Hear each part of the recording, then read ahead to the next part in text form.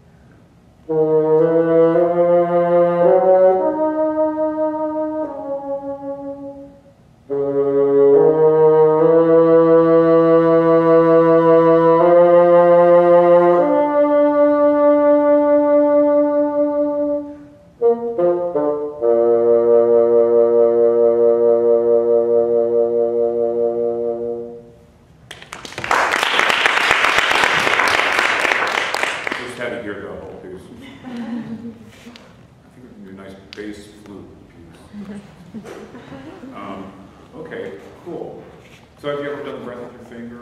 Yes. Show me the. Yeah, cool. Can you make it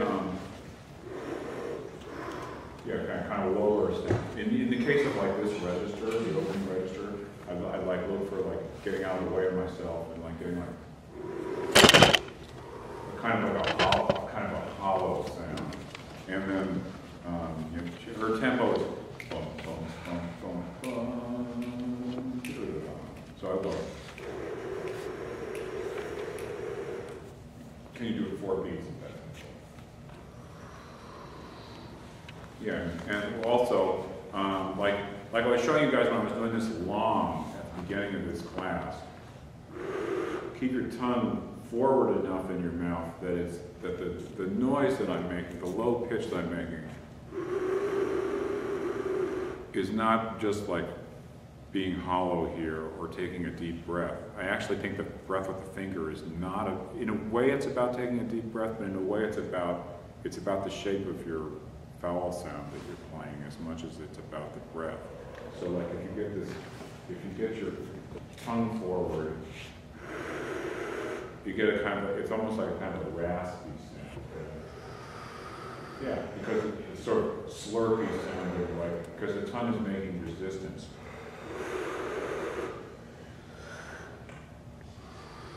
Right, now play your instrument off of that air.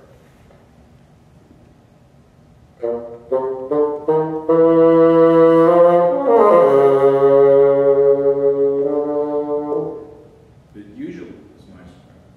It usually play an articulated place, like how about this thing.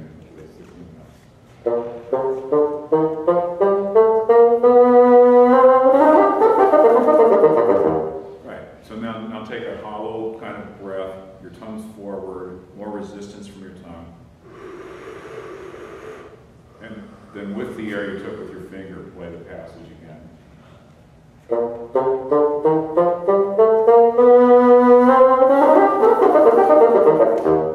You see the tonguing sounds more connected, not at the end. Now do this. Can you do this? Change the pitch. Yeah, so like.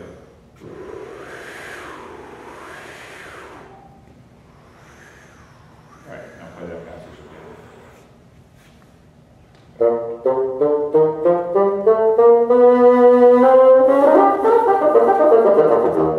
So what you're hearing there is you're hearing the change in pitch you're making with your tongue is making your high notes speak without you throwing so much air at them. And then if you do, can you tongue as you inhale? Have you done this before? Yeah. So here's the breath of the finger. You know, can you play the opening Mozart concerto?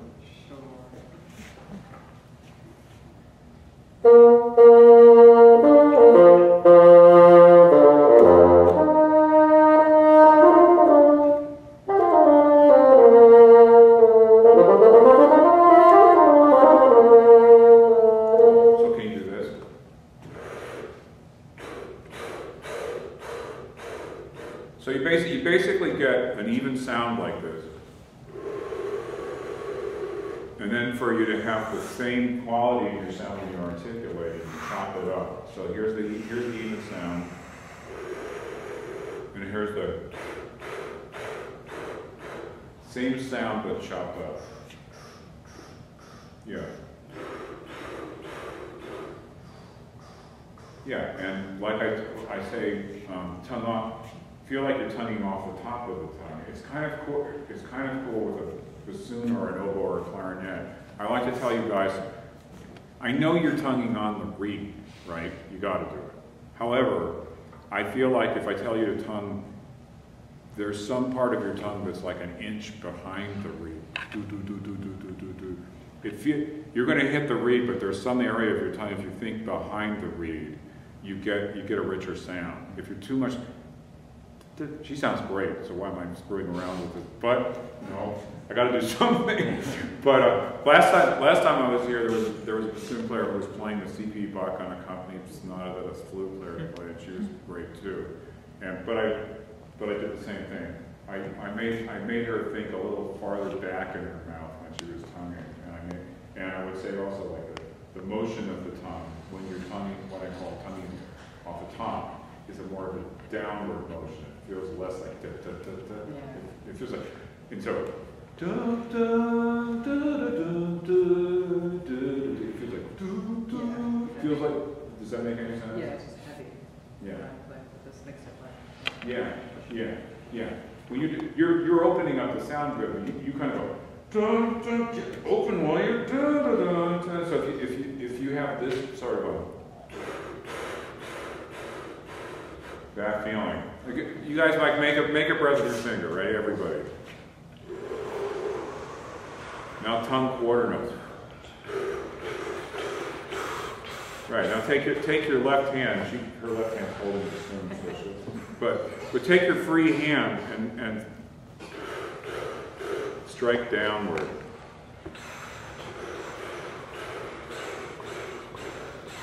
Yeah, that's the feeling. Okay, now play the Mozart.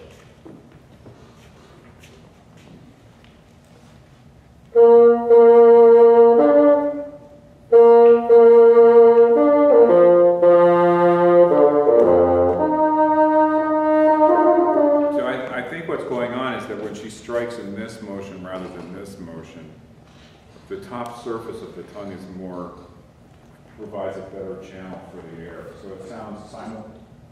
It sounds a little easier to find. Right. Your instinct, it sounds great, but when your tongue's going this, each time you tongue, your airspeed is dropping. So you're going, dum, dum, get up, will you? Dum, dum, dum, dum. But when you're doing this, the top surface of the tongue is, the air's like, more consistently at the same speed. Okay, now play. Play that run. So now you're going to do 16th notes. Yeah, so same thing. If you have a free hand, you go up. So the motion of the tongue. This is good. Okay. That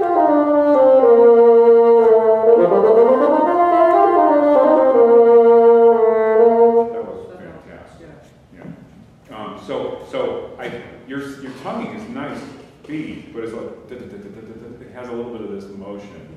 And I think with everybody, well, do this. Put your finger on your chin, and say ta ta ta ta ta ta ta ta ta. Feel your chin moving? Yeah. Now say do do do do do do do do do do do off the top of your tongue. Isn't your chin more still? Right.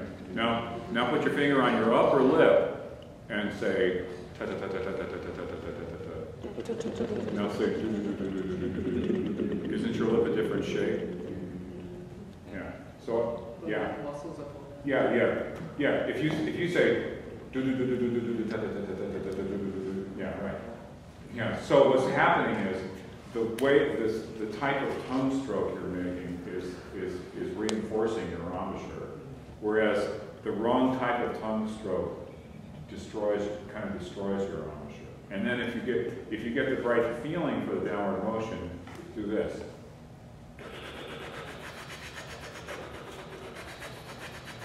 Change the pitch. So if you think sort of like, that's the tongue and you're going, I sort of, like I say, like when you play an ascending passage, you go,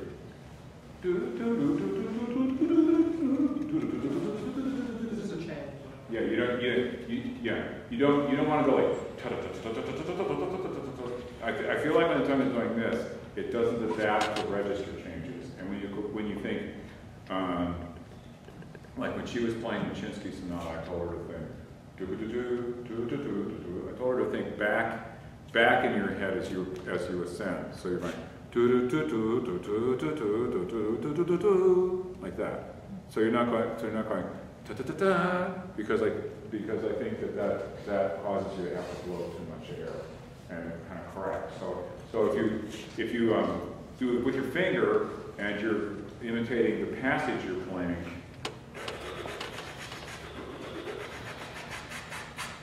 you can get quite high pitches, but it's obviously not that I'm pinching my lips, and it's not that I'm flopping my jaw around.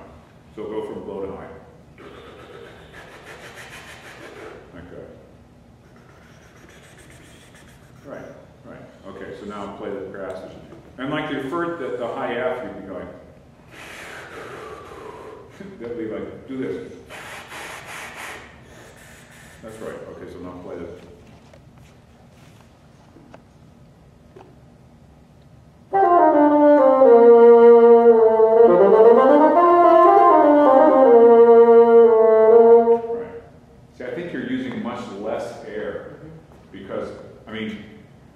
Air is super important, but I think what happens a lot is that people associate like fat, like don't tons of teachers use the term fast air. You know, like if you're flat, people say, oh, you need to either support more, or they say your air needs to be faster. The only, which I totally agree with, the only thing is I think you can do it different ways, and there are certain ways that are a lot easier, and I think that the compression that you achieve by your way your tongue and by the varying the position in the front of the mouth makes it so that as far as your body is concerned, you're blowing the same amount of air. And so in a way, you're blowing really slowly, but the air is really fast because of the way it's being compressed in the front of your mouth. Whereas I think when people say your air needs to be faster, a lot of times people want to they work harder and they throw a lot of air and stuff. And you have this like completely groovy piece that's like, I love these like diatonic, triad stuff. It's very Coltrane. So like, play that Presto stuff. So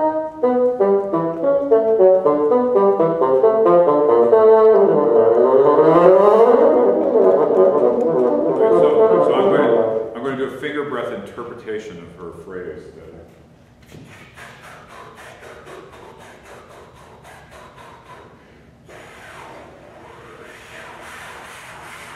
Something like that.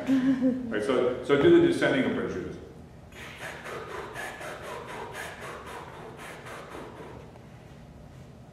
Am I still sucking in air? Yeah, you're sucking in air, and you're sort of matching the pitches.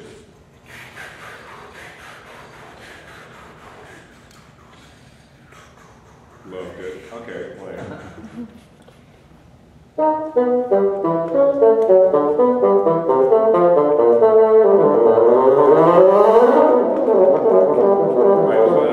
Play this. Okay, now play it from here.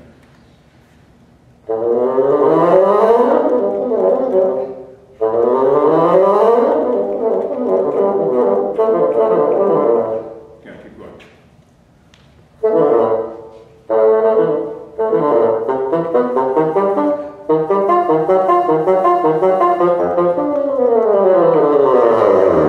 I feel like when people have the right type of motion with the tongue, it helps you not like open your embouchure and not open your jaw as much, so that.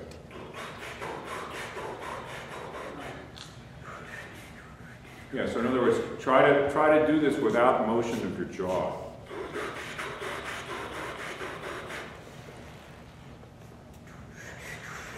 That's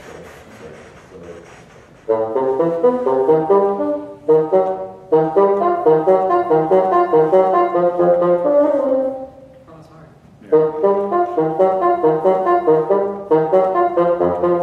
Cool. Now, how about some of this legato melody? How about this place?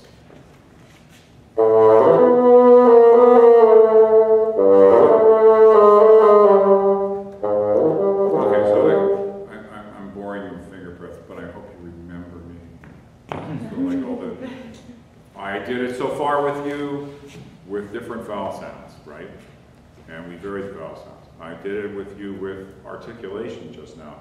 It's really, apart from the register changing articulation that we're doing, it's really great when, you know, because the articulation doesn't just mean clear, like your Mozart, you don't necessarily want to go, da, da, da, clear articulation. Not everything's like hammering stuff, so like you want to like have like, you know, sometimes like the note blossoming in the middle, and clear tonguing doesn't just mean like chop, you know, choppy. So you can sort of make the note have a shape by the way you're doing the finger breath. But in this case, I want her to do this. Can you do the do a long one like? So this is in 3, and we're going like yeah. Now do this. We're going to do it for 2 bars at this tempo.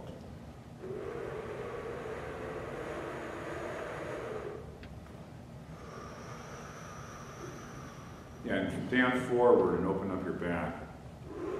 And I think you'll feel hollow. That's good. Okay, now play the music. She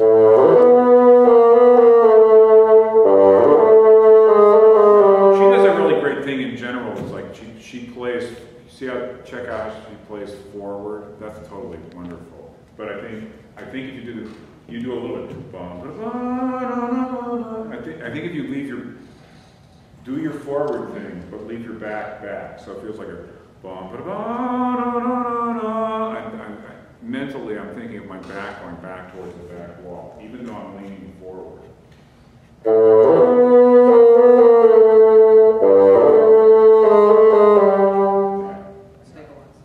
Yeah. So have you had a Alexander technique? You know, with John? Yeah. Yeah. So like you could say that in your class with me, I was saying like I liked your forward position, but your back seemed like it was pushing into the music a little too much. And like if you know, did he ever put his hand on his back? Like so they use the term opposition. They might an Alexander teacher might put his hands on his back and try to extend. Yeah, you try to extend over here, and you try to feel like if the person puts the hands on the back and you sort of open your back into their hands, that becomes something that's like super deal. You can do that when you're playing, and it opens you up here to think about this back here. And then if you do your finger breath, so here's I did tonguing, I did wavy vowel sounds, and now this is like a wavy,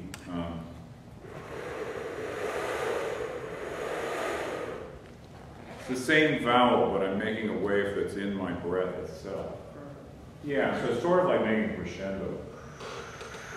So you guys do this. Let's do a breath as 1, 1, 2, 3, 2, 2, 3. A breath for 6 beats. Ready?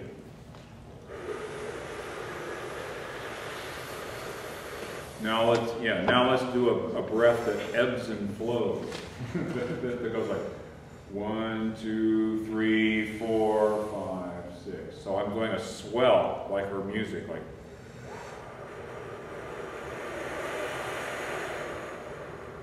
that.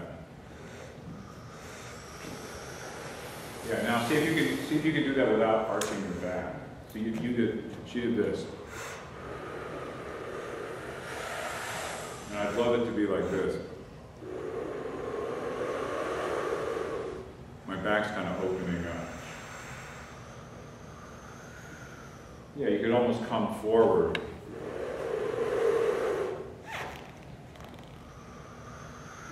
That's right. Yeah, and then once you've made it swell, see if you can get back to like slow the air down. So that like. Key? Yeah. 2 minutes? Okay. Okay, now play the music.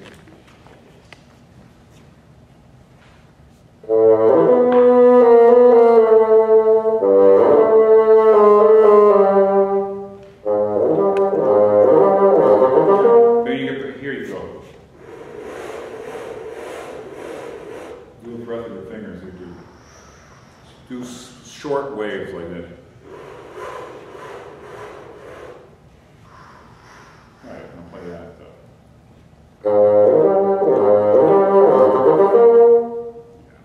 Feel that right? Yeah, better direction. Yeah, yeah. So your direction, like all I'm saying is like you make really nice forward direction, but you make your forward direction like bum, bada bing, bada bum.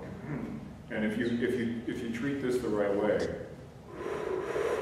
bum, bada bum, bada bum, bada bum, you get like more ringing. Now do this again.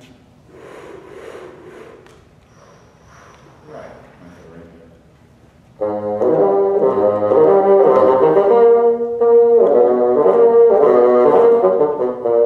Yeah, now do this. So there's the phrase.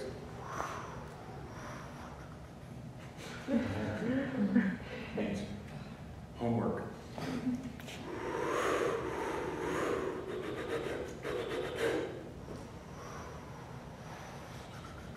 Good.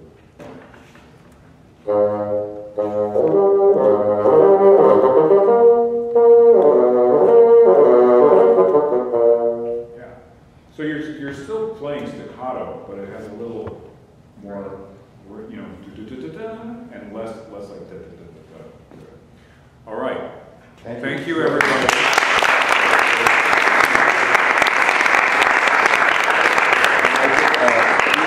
Heath deserves a big round of applause.